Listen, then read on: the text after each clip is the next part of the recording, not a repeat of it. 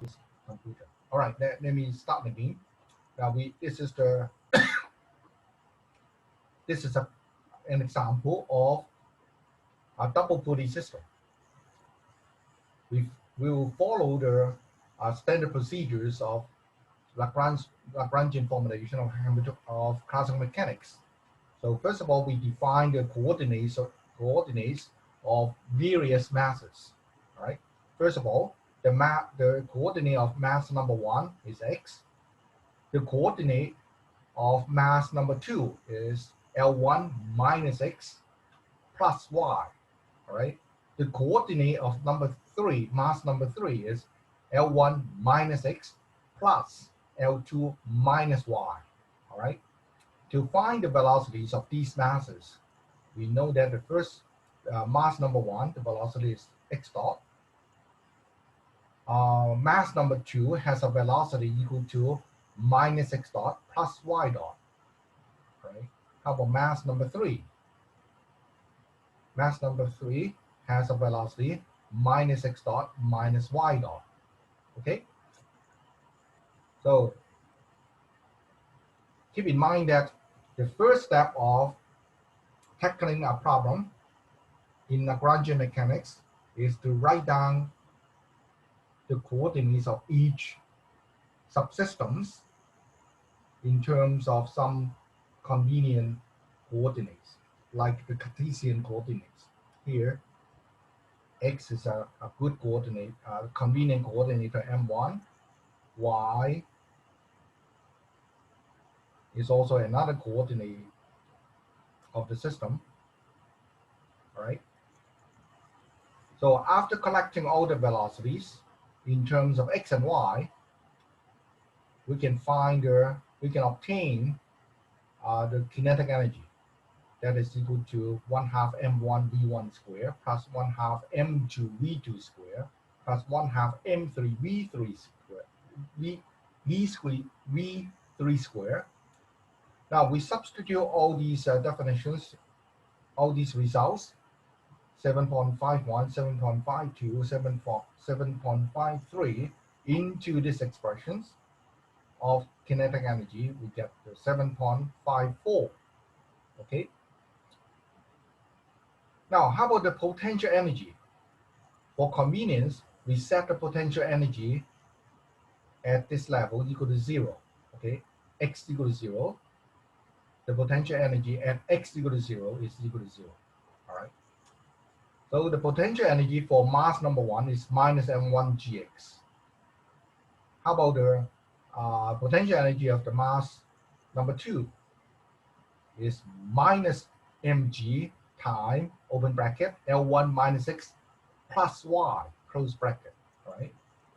Similarly, for the mass number three, we have this potential energy.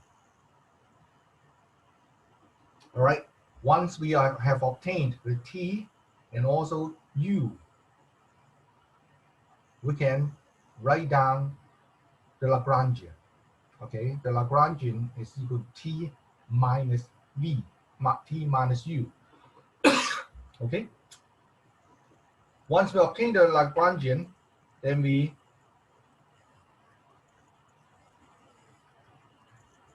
put it into the Euler-Lagrange equation of motion. Where is it? Oh. Cannot find it here.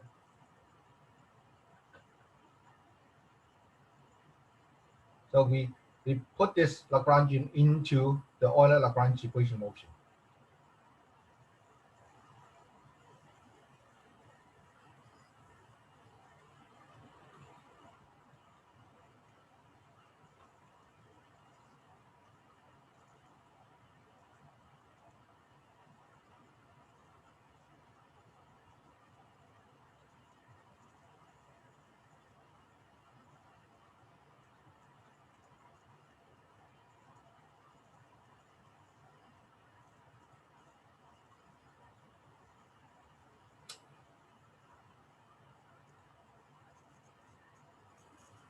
Okay, it's here.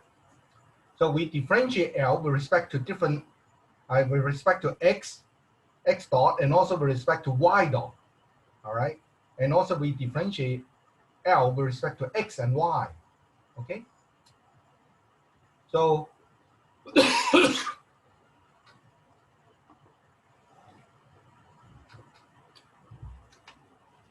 so the Euler-Lagrange equation motion corresponding to the coordinate, the generalized coordinate x, is given in 7.56. The Euler-Lagrange equation corresponding to the coordinate y is given in 7.57. All right.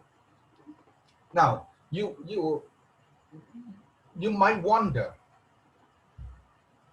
why there are only two independent variables, x and y, in such a system. This system has three masses, right? In fact, we can tackle this problem by first define the coordinate of M1 as x, and then define the coordinate of the M2 starting from here, the same point. I call it this one x1, and then x2, and then x3, right? Altogether, we can define three coordinates. However, we have constraints. What are the constraints? The y and x are related through the L1, and also the coordinates of M2 and M3 are related through L2. So there are constraints, okay, connecting these coordinates. And as you can see from this diagram, there are actually two independent variables, x and y, all right? Now, once we obtain the Euler-Lagrange equations, what we need to do is to realize that these two equations are coupled to each other, all right? And then we try to decouple them. One way to do it is to, for example, eliminate or express y double dot in terms of x double dot in equation 7.57. Once you get that, then you substitute the results into equation 7.56, so that all the y double dot will be eliminated, and then we are left with x double dot only. And then we solve the equation, all right? Once you find x double dot, then we can find y double dot, okay? And we can obtain the y coordinate by simplifying the results, okay? All right.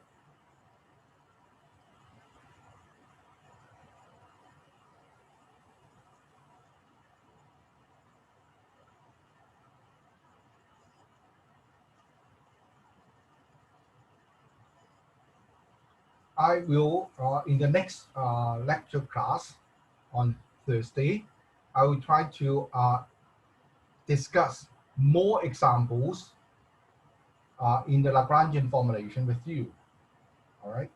So that you get familiar with all the steps.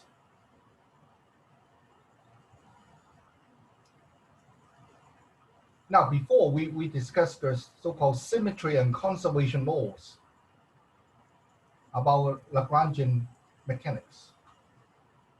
For example, we realized that whenever there exists some cyclic coordinates, we conclude that there must exist some conserved quantities or exist some conservation laws related to that coordinate, right? For example, a Lagrangian of Q and Q dot, and we realize that Q is cyclic, then obviously let's see, yes, independent of Q, then that means the system is translationally invariant, there exists a translation symmetry, then we will conclude that the momentum of the system is conserved. All right. And also when we perform a rotation the system and we realize that the coordinate theta is a cyclic coordinate, then we conclude that we have conservation of angular momentum. Right? Now one will wonder,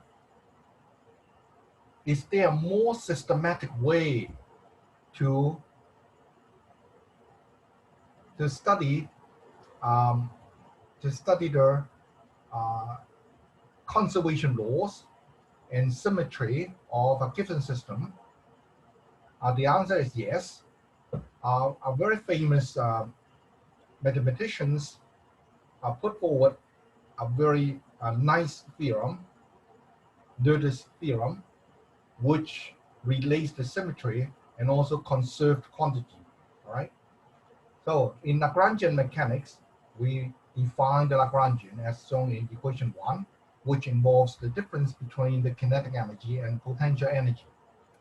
And here the Q alpha and Q alpha dot correspond to generalized coordinates and also generalized velocities.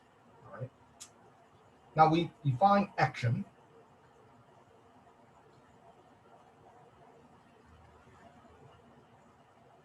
The action is the functional involving the integral of the Lagrangian over time, okay, over different paths. And Hamilton's principle, or the principle of least action, tells you that the classical path corresponds to the path on which S is an extremum. All right. So by applying this principles of least action, or Hamilton's principle, Euler-Lagrange equation of motion can be derived, okay, which is given by this. If there exists a cyclic coordinate, the associated generalized momentum is conserved. This is the simplest illustration of Noether's theorem. Given a continuous symmetry of Lagrangian, there is an associated conservation law. Okay, this is the simplest illustration of Noether's theorem. Now we try to extend the idea of Noether's theorem. Okay, by symmetry we mean the transformation of the generalized coordinates Q alpha of the associated generalized velocities, and possibly of the time variable t that leaves the Lagrangian unchanged. Okay, by symmetry we mean that any transformation of these generalized coordinates, generalized velocity, and the time variable that leaves the Lagrangian unchanged. By continuous symmetry, we mean a symmetry with a continuous parameter. Say, for example, translation. We shift our coordinates by an infinitesimal amount. All right. We rotate the system by an infinitesimal amount. In the former case, the infinitesimal amount refers to a delta x, for example, delta x, which can be very small. We can repeat this symmetry continuously. That means the first transformation, we move the origin of the coordinate by an amount of delta x. And the second transformation, we move it by another delta x. All right. So the overall transformation will be 2 delta x. We keep on doing it, then we will get a finite transformation, right? For the rotation, it means the same thing. We can rotate our coordinate system by an angle delta theta, infinitesimal delta theta, and we repeat it step by step. We finally achieve our finite rotation. All right. In the case of cyclic coordinate, the corresponding symmetry is simply given by equation 7.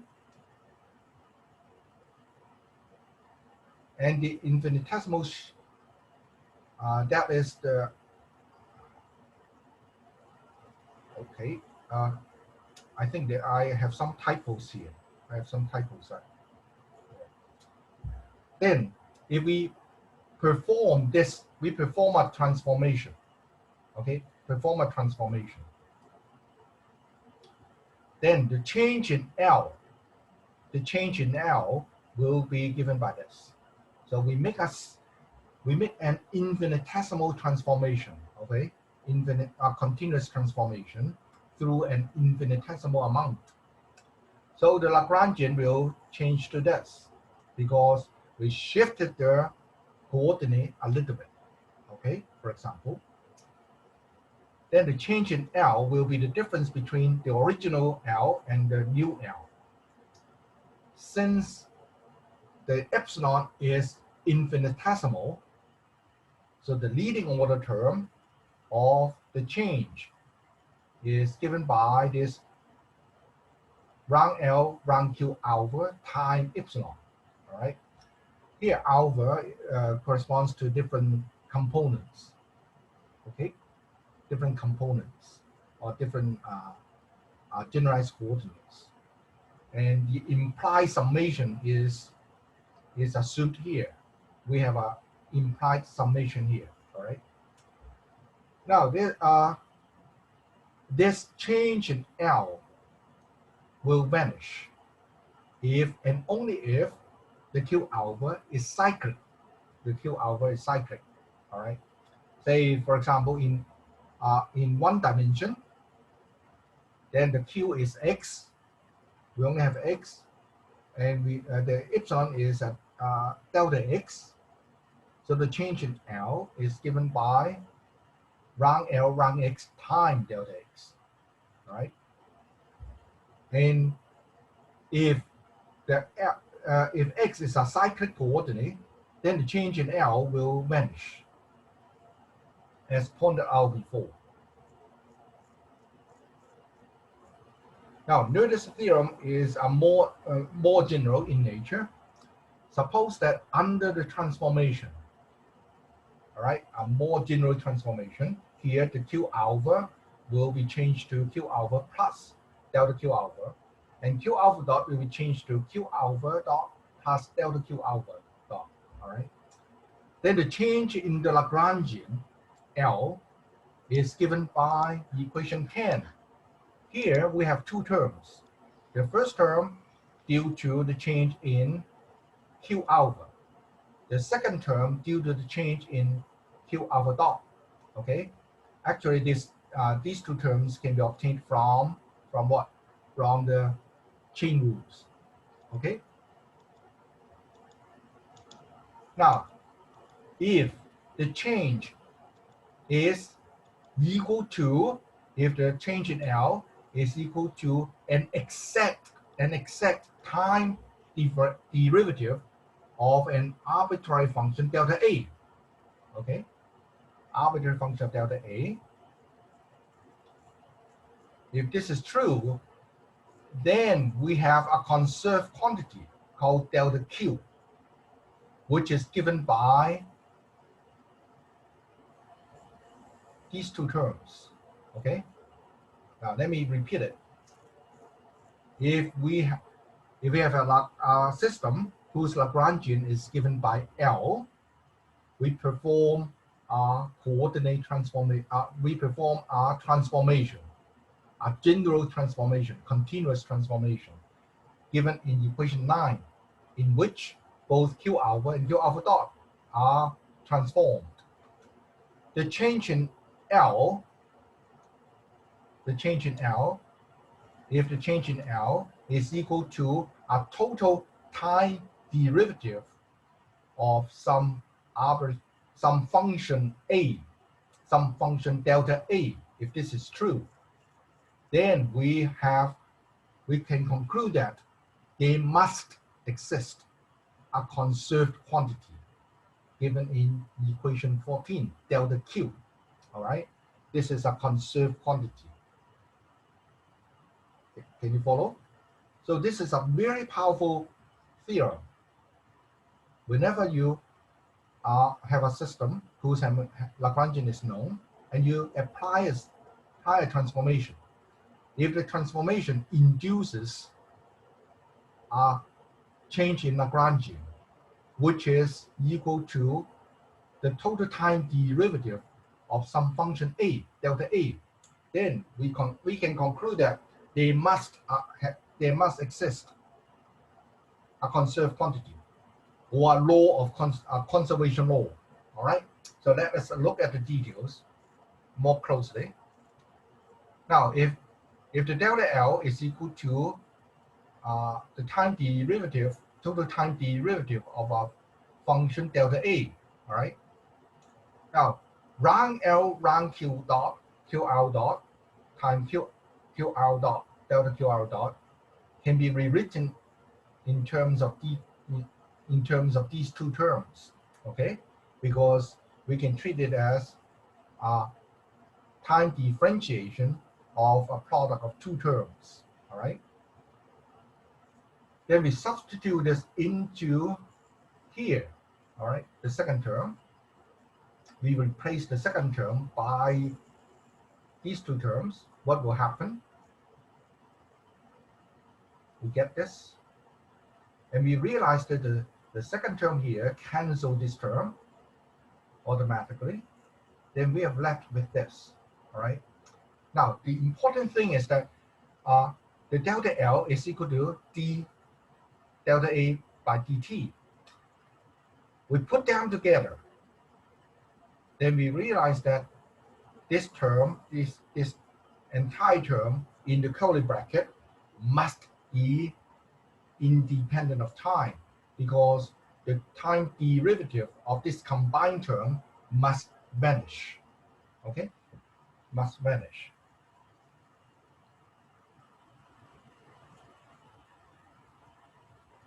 All right. So this term will cancel this term, okay, due to the Euler-Lagrange equation motion. So in other words, if all the above mentioned condition is met, then we have a conserved quantity, or we have a conservation law.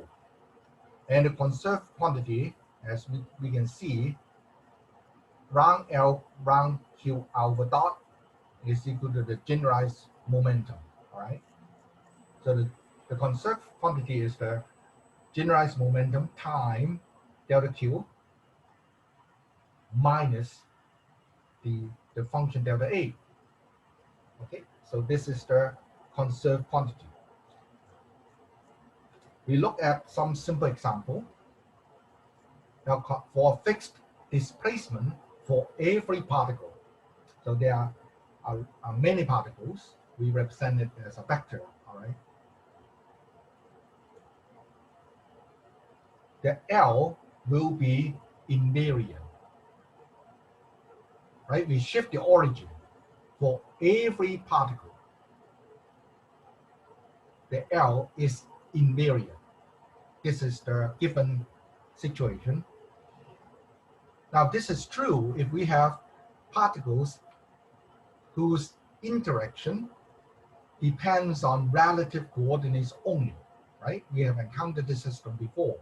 Whenever we have a system of many particles, the particle-particle interaction depends on the relative coordinates only, their relative distance only. Then such a fixed displacement for every particle will not change the L, all right? So in other words, the delta L is equal to zero. In other words, this delta A must be a constant, all right? In general, must be a constant in general. Okay, so the delta Q can be written as round L round V dot into delta R, all right? How about the delta delta A here, since we have the freedom to choose this constant equal to 0, right? So we just take it as 0, okay? And we take a closer look. Wow, this delta Q is equal to this, sum of all these terms, right? And since this is a constant displacement, that means this displacement is the same for all particles. So we can factor it out. All right, we can factor it out. And this is the conserved quantity. All right, so the total linear momentum is conserved under this fixed displacement transformation for every particle. All right. Now L is in the invariant under translation in time. That means it depends upon T only through its dependence upon Q alpha and Q alpha dot, no explicit time dependence. Then the delta Q alpha is equal to, by chain rule, equal to Q alpha dot time delta T, all right? So delta L is equal to dL dt delta T. How do we know? By chain rule, we get these two terms. And we know that by chain rules, this is equal to total dL dt, okay? Equal to dL dt. Now, once again, we know that this delta L is invariant. In other words, it is equal to 0, all right? And then we have, what do we have? We have a conserved quantity, all right? Now here, we like to choose what? The delta L is here, minus delta A by definition. This is the conserved quantity, all right? And here we pick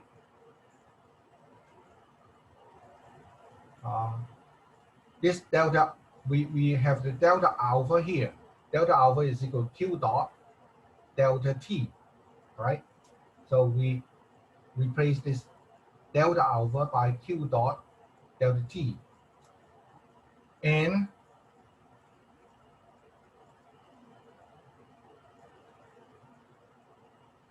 the delta,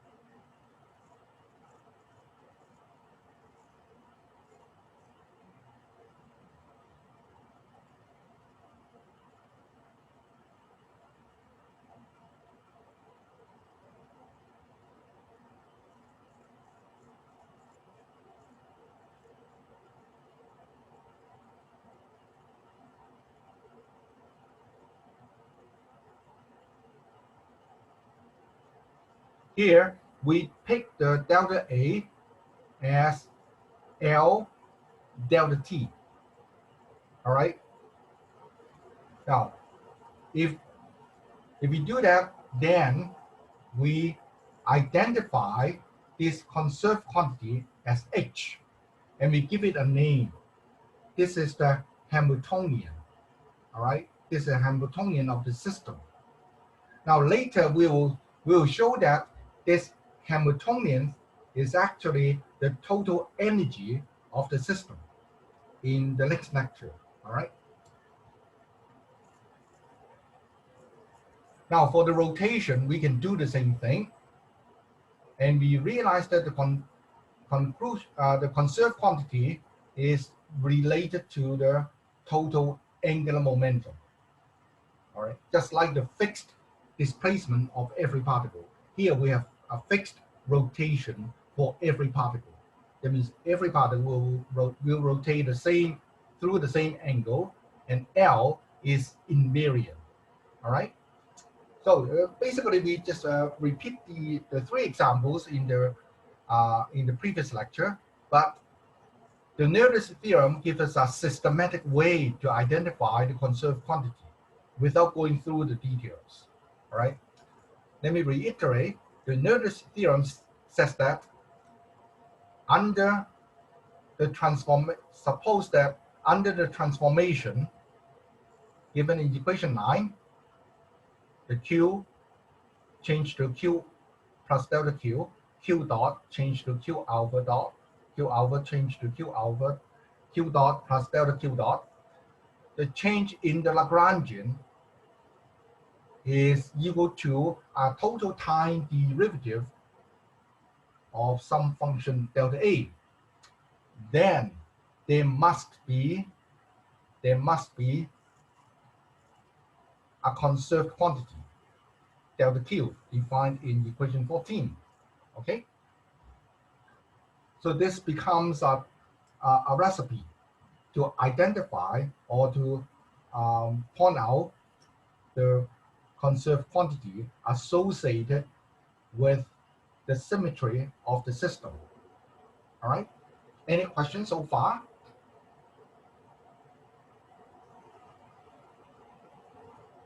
So because of the Nernst theorem, the searching for conserved quantity becomes a routine.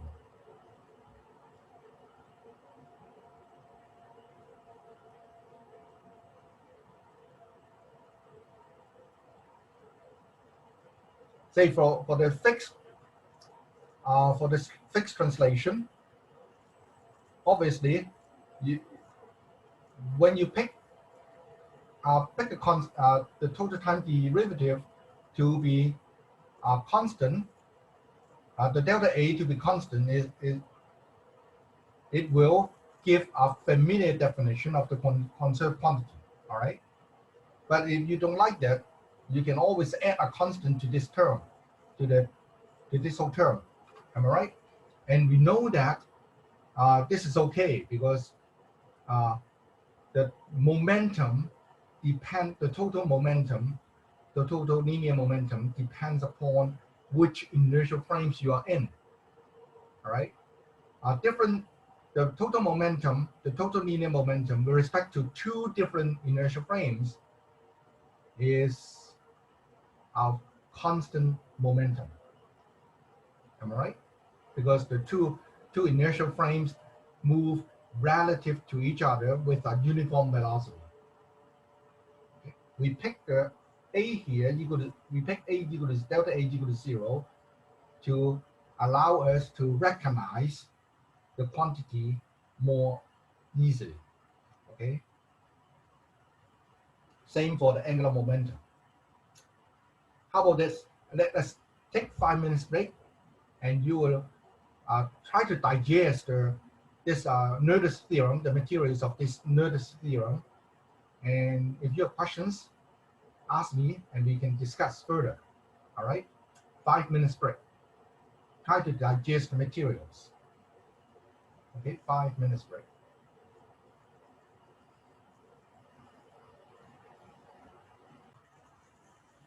Okay.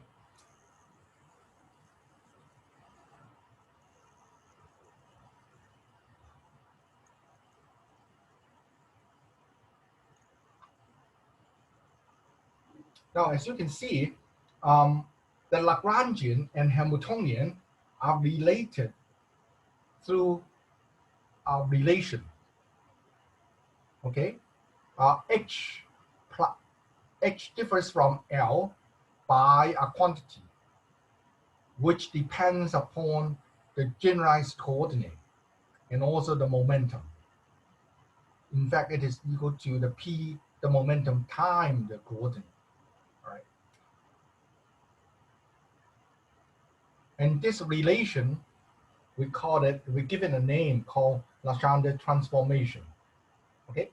Now, it is a very common mathematical transformation of variables or change variables. when you study thermodynamics, we have like the different free energy, entropy, and all these. And we will perform a lot of change of variables. And those change of variables are examples of this Legendre transformation, right? It is a particular type of change of variable. Consider a function of only two variables, x and y. Then the total differential of f is equal to rang f rang x times dx plus rang f rang y times dy, all right? And we define u equal to rang f rang x and v equal to rang f rang y. Now let us define another function, g, which is equal to f minus ux, f minus ux, all right? Now this is we try to ensure that this is a function of u and y. We claim that this is a function of u and y, okay? So instead of f is a function of x and y, now we want to construct a function g, which is a function of u and y. All right. Then the total differential of g dg is equal to df minus du dx minus x du, right? The total differential. And we substitute the df from here into here. Then we have v dy minus x du, because the u dx is being cancelled, all right? And here we can identify the v equal to rang g rang y and x equal to minus rang g rang u, okay? Hence, we have changed the basis of description from xy to a new distinct variable, uy. So we can make a change of variable and transform the original function, which is a function of x and y, into another function, g, which is a function of u and y, okay?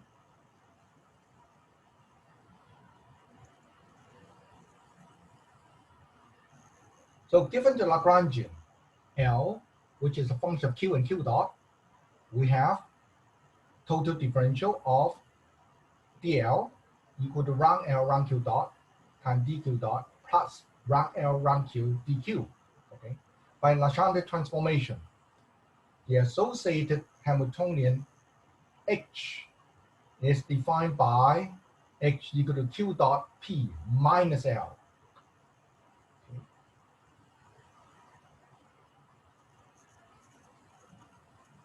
As shown here, right? We start from a function of x and y, i.e. L, x and x dot, i.e. L, the Lagrangian, and then we can construct a corresponding function which depends on u and y. What is u? U is rang f rang x, all right? As shown here, all right?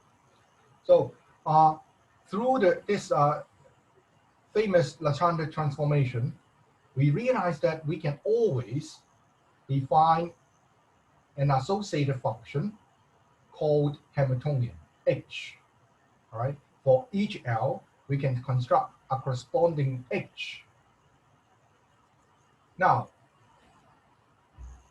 in Lagrangian formulation, the key result is the Euler-Lagrange equation motion, okay?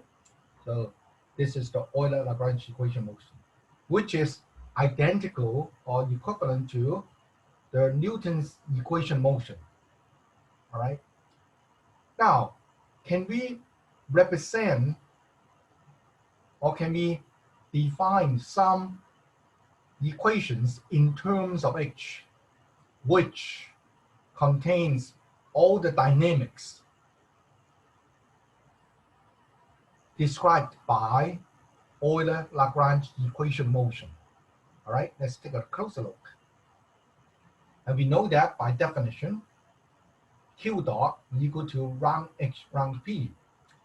We differentiate rank H rank P, rank H rank rank Q dot P, then take away the P, all right? L is independent of P, so it goes away. Or if you go through all the calculation, you know that it goes away. Then we are left with Q dot. Then we differentiate with respect to Q, the first term disappear. Or if we and then here we'll get rank L, rank Q, all right? So we get this. And rank L, rank Q give you P dot. Okay. So from in Lagrangian formulation, we have the Euler-Lagrange equation motion governing the dynamics of the system. In the Hamiltonian formulation, that means we no longer deal with Lagrangian. We always talk about the Hamiltonian function, which is a function of the generalized momentum and also the generalized coordinate. All right, when we are dealing with the Hamiltonian function, then the corresponding equations of motion governing the dynamics of the system will be given by these two equations. The first one tells us the rate of change of the coordinate, which is equal to rank H rank P. And the equation telling us the rate of change of momentum, P dot, which is equal to minus rank H rank Q, all right? So these two formulations are basically equivalent because we can derive the Hamiltonian function, Hamiltonian formulation from the Lagrangian formulation. We can also derive the Lagrange formulation from the Hamiltonian formulation because similarly, Euler-Lagrange equation can be derived from Hamilton's equation of motion and vice versa. All right. These two formulations are equivalent. Okay. Now, then what is the point of proposing this Hamiltonian formulation then, since we have the Lagrangian formulation? All right. Why do we care? Why do we care? Why do we care?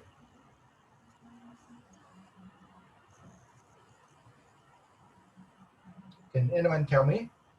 Why do we care about this alternative Hamiltonian formulation?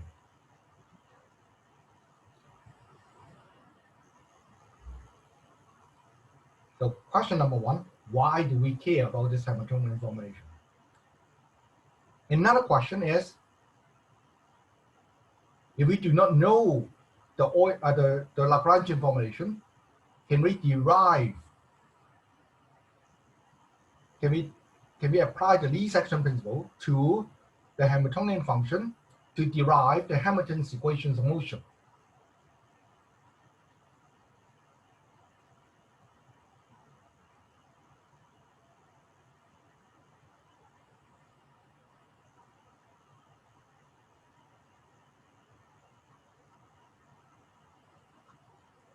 Can anyone try?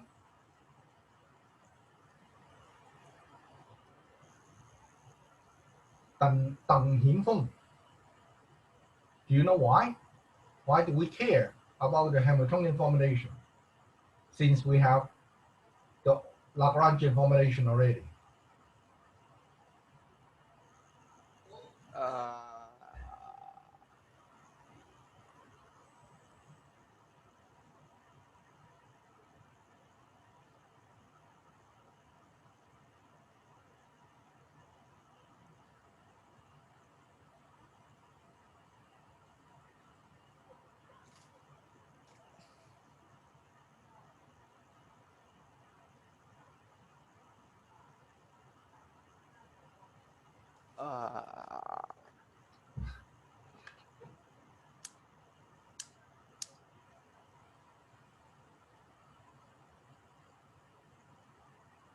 Okay, I'll ask another one. Okay. junction 位，junction Y。Sorry, I have completely no idea about it. Okay. Now in Lagrangian formulation, we are dealing with Euler-Lagrange equation of motion. What kind of equation you are dealing with in Lagrangian formulation?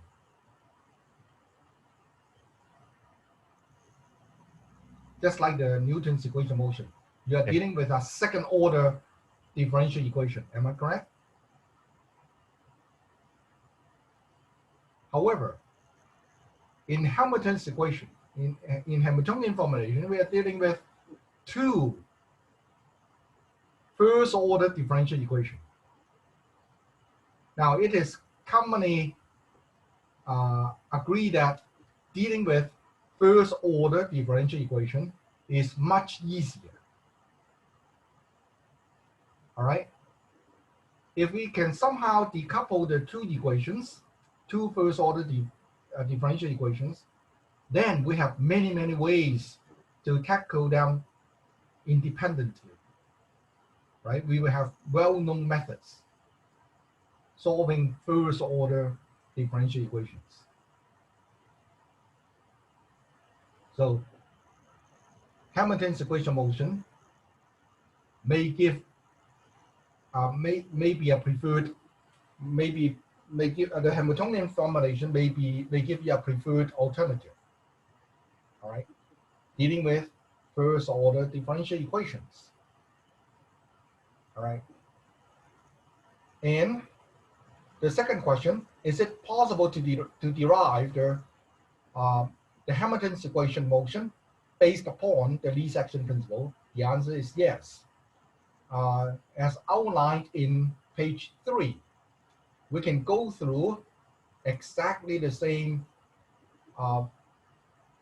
procedures as in Lagrangian formulation. So we propose that the action functional can be defined as the time integral of this quantity q dot p minus h. All right, and then we look at the delta s. That means the difference, the deviation from the action of the classical path. Then we have delta q dot time p plus delta q dot time delta p minus the total differential of h. All right, which is a function of q and p, and we require it to be 0. Keep this in mind. We require it to be 0, and we also know that delta q dot equal to d by dt delta q, and delta q dot time p is equal to this, and equal to this. So we can simplify some of the terms and collect the like terms. We have this. Now, delta p and delta q are arbitrary increments. Okay? Delta p is arbitrary, delta q is arbitrary. So how can we make delta s equal to 0? The only condition, the only possible situation is that q dot equal to round h round p, p dot equal to minus round h round q. And this gives us the Hamilton's equation of motion. All right. So here is the recipe for constructing the Hamiltonian and Hamilton's equation with a chosen set of generalized coordinates. The Lagrangian is constructed, and then we perform the Legendre transformation to obtain the h. Okay, that's how we get the Hamilton's equation motion, Hamiltonian formulation and Hamilton's equation motion. Then we can, in the following, I will try to show how we can apply the Hamiltonian formulation to solve problems. All right, the same kind of problems that we try to solve using the Lagrangian formulation.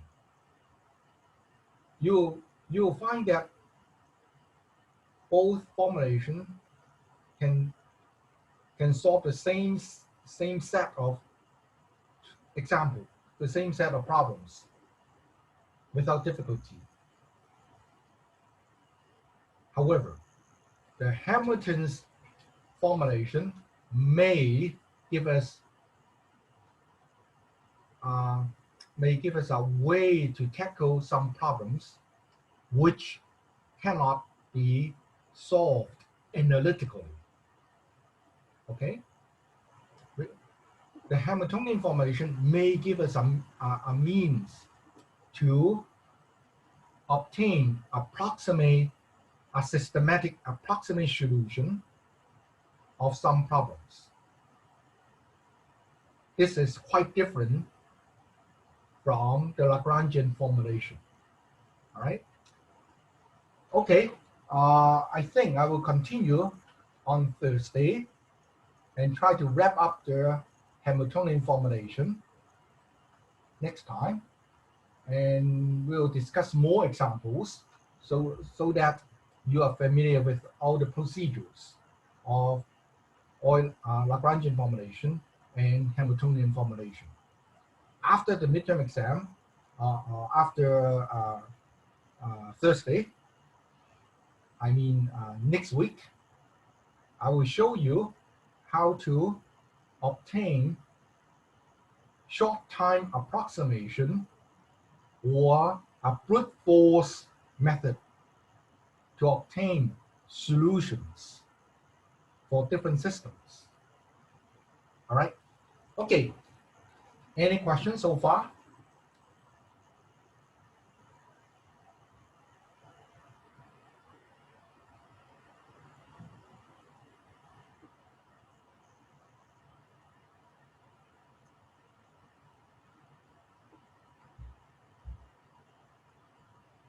No question? If no question, then I will stop here.